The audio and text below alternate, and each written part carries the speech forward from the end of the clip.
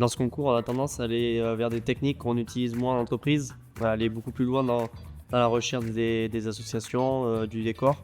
Et après, humainement, ça apporte aussi, enfin, on rencontre des gens ici qui sont exceptionnels, une marque exceptionnelle, donc c'est génial. Sur l'après-concours, on a encore des gens qui nous contactent, on peut encore les contacter. On a beaucoup rééchangé sur justement le concours, qu'est-ce qui avait été fait, qu'est-ce que j'ai fait qui était bien, qui était moins bien aussi pour pouvoir voir le négatif aussi, il n'y a pas que du positif.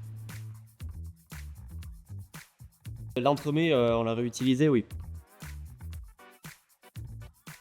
J'y suis allé il y a pas longtemps, il y a moins de 2 mois, c'était avec Pierre-Henri Roulard, qui était meilleur ouvrier de France en 2023. Donc là, c'était vraiment génial, on a refait une grande partie de son buffet des meilleurs ouvriers de France, on a pris énormément de techniques, on a fait une pièce en sucre avec du chocolat.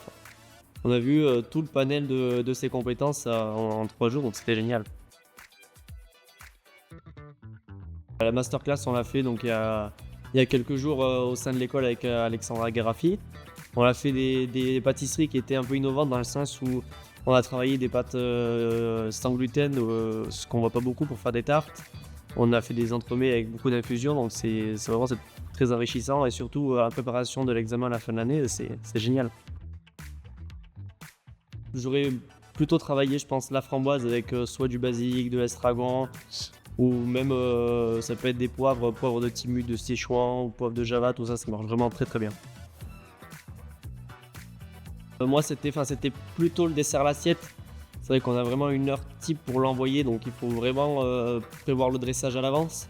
Pareil pour les entremets, c'est une prise au froid, il faut anticiper pour ne pas servir un dessert congé, donc il faut vraiment que tout soit bien à la bonne température au bon moment, donc il faut vraiment tout réfléchir à l'avance.